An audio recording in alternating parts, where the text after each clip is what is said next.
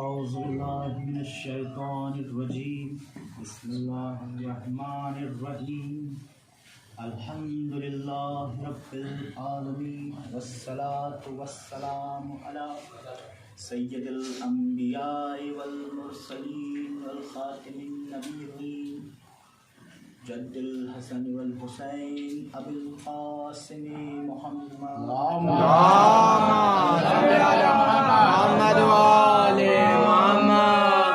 तय्यबीन ताहिरीन अल मअसूमीन अल मज़लूमीन अम्मा बाद फ़क़द क़ाला फ़ी किताबिहिल करीम बिस्मिल्लाहिर रहमानिर रहीम इन कुंतुम फ़ी रैबिन मिम्मा नज़्ज़लना अला अब्दिना फ़ातू बिसूरतिन मिन मिस्ल सलवात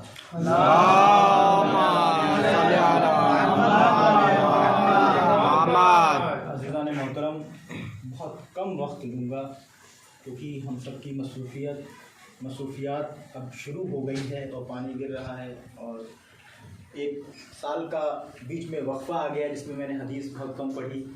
हुज़ूर बैठे हुए हैं, जो भी लफ्ज़ों में कमी बेशी होगी, कोई डिस्टर्बेंस होगा, उसकी इस्लाह करेंगे और आप सब तायीद करेंगे, इस्लाह करेंगे। एक सलवात पढ़िए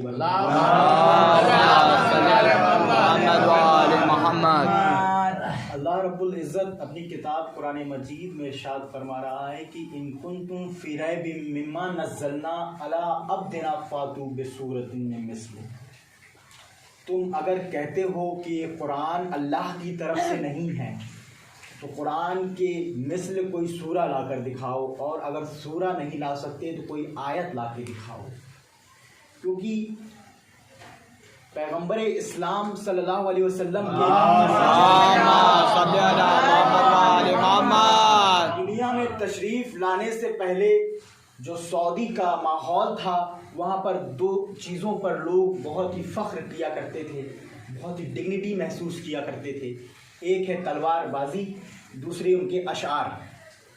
और वो अपने अशार को काबे के दर पर लाकर जो बेहतरीन, कहना चाहिए कि बेस्ट ऑफ द ईयर, साल का सबसे बेहतरीन हो, या बेस्ट ऑफ द मंथ, जो मंथ का सबसे अच्छा अशार हो, उसको लाकर काबे की दर पर लाके चिपकाया करते थे। और जब आयतें कुरान की नुज़ुल होनी शुरू हुई, सलवात पढ़ी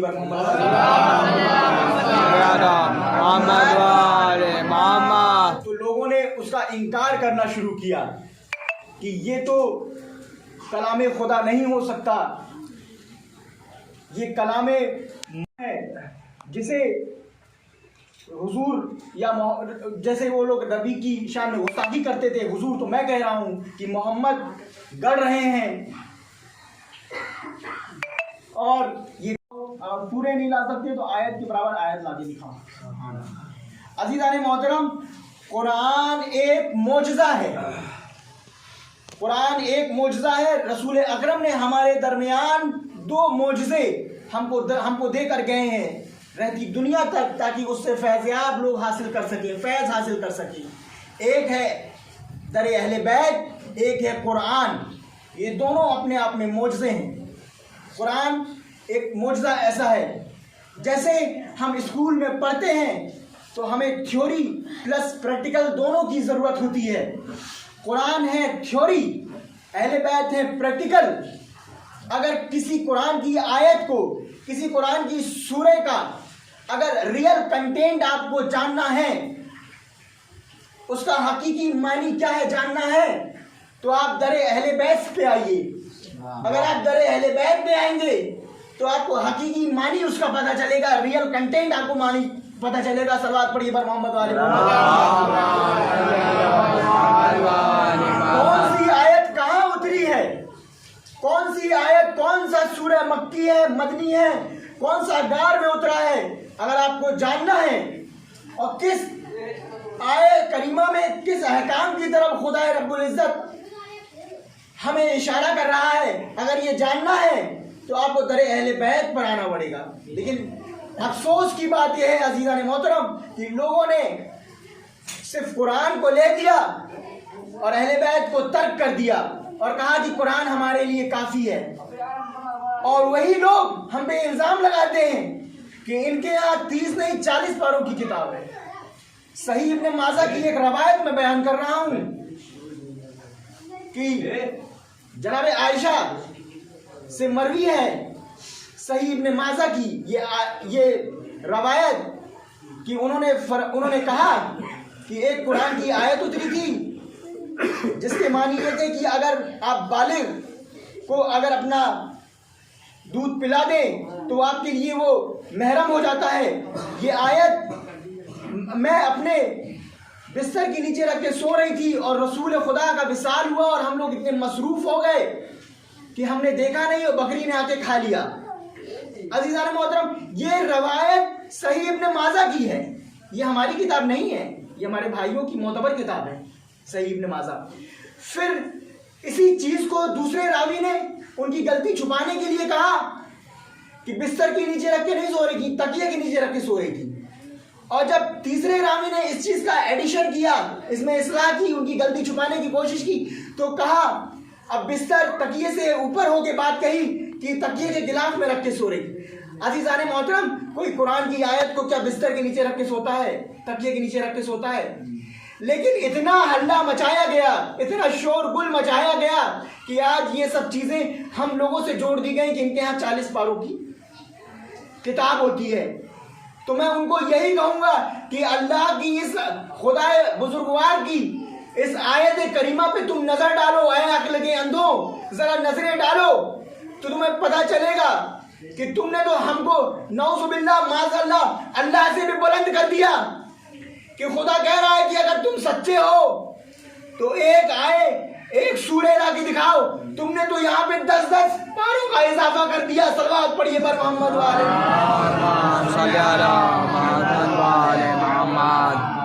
मोहतरम, आज पहली मजलिस है इसलिए इसको ज़्यादा लेंदी नहीं करूँगा, बढ़ाऊँगा नहीं, बस शॉर्ट में। अज़ीज़ान मोहतरम, इसी कुरान की हिफाजत करने के लिए हज़रत इमाम हुसैन अलैहिस्सलाम अपने वतन को छोड़े, हिजरत किए और अपने से पहले अपने भाई हज़रत मुस्लिम को रवाना किया। अज़ीज़ान मोहतरम, तमाम ज़ाकिर तमाम मौलाना ये पढ़ तो देते हैं कि हज़रत मुस्लिम को हज़रत इमाम हुसैन अलैहिस्सलाम ने सफ़ीर करबला बनाया, सफ़ीर इमाम हुसैन बनाया, लेकिन इसके पीछे क्या सबब है, क्या रीज़न है, वो कोई नहीं पता। क्यों हज़रत इमाम हुसैन अलैहिस्सलाम ने हज़रत मुस्लिम को ही क्यों मुंतखब किया, क्यों उनको ही इलेक्टेड किया? तो हज़रत मुस्लिम के जो वालिद गिरामी थे उनके अंदर एक ऐसा इल्म था, अगर उनके बगल से कोई गुजर जाता था तो बता देते थे ये हलाली है कि गैर हलाली है। यही वजह थी कि मौला अली के पास इल्म था, लेकिन फिर भी मौला अली ने हज़रत अकील से कहा कि ये मेरे भाई अकील, आप कोई शुजा ख़ानदान की लड़की देखिए जिससे मैं अब्द करूं। मौला अली तो ज़मीन से ज़्यादा आसमान के बारे में जानने वाले हैं, फिर मौला अली को ज़रूरत क्या पड़ी? अज़ीज़ान मोहतरम, ये अहले बैत हैं, ये सबके फ़ज़ाइल को छुपने देना नहीं चाहते, ये दुनिया को बताना चाहते हैं कि देखो हमारे घर का हर एक फर्द किस मकाम पे फायज है।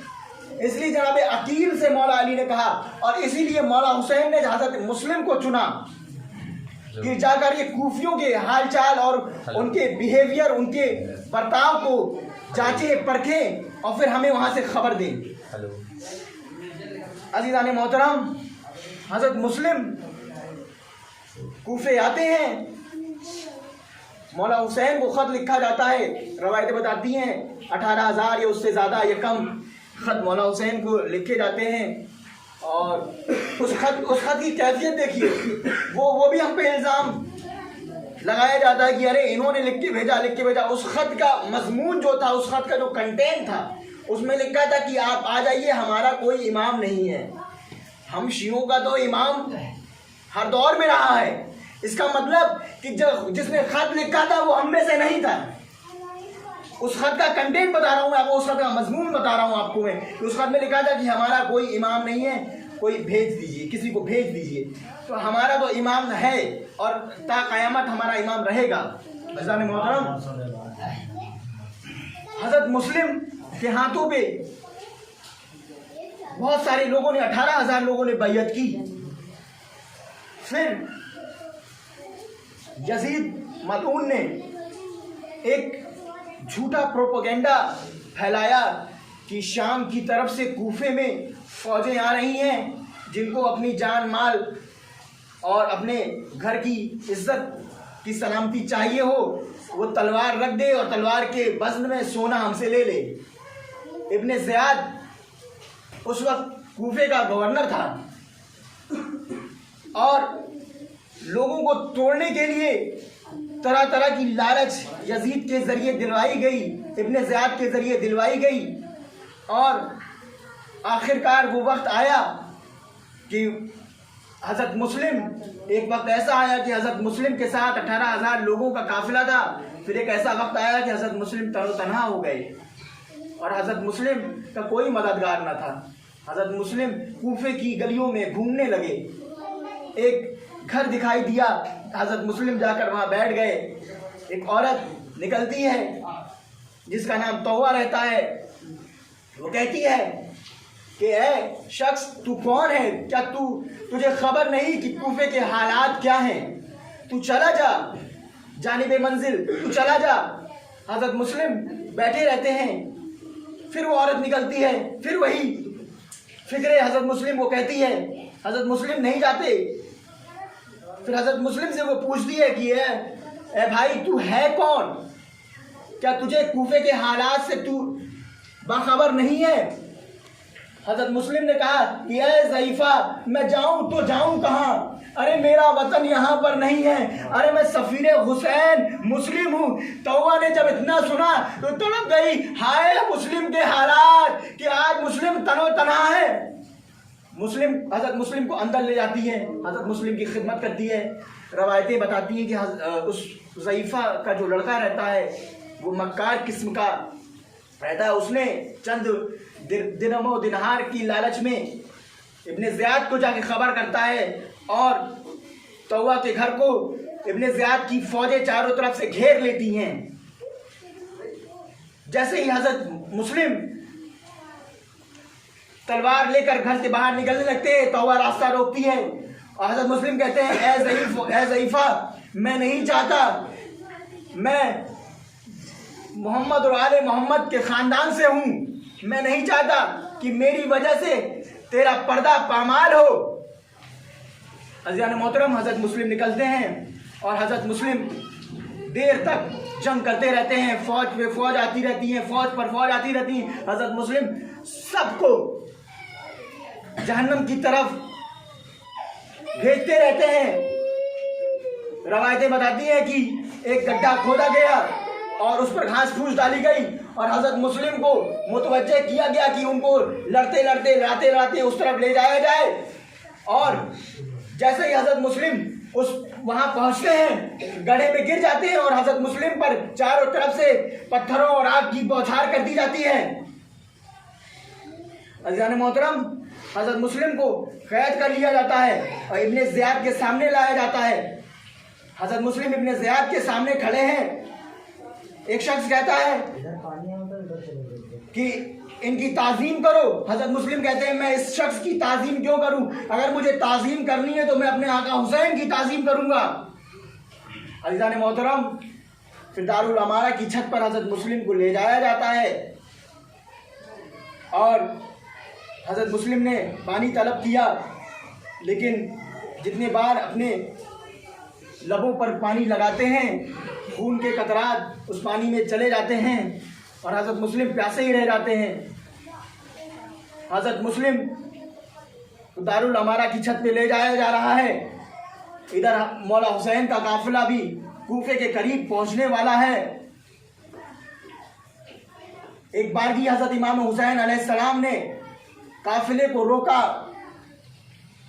और हज़रत मुस्लिम की बेटी को तलब किया।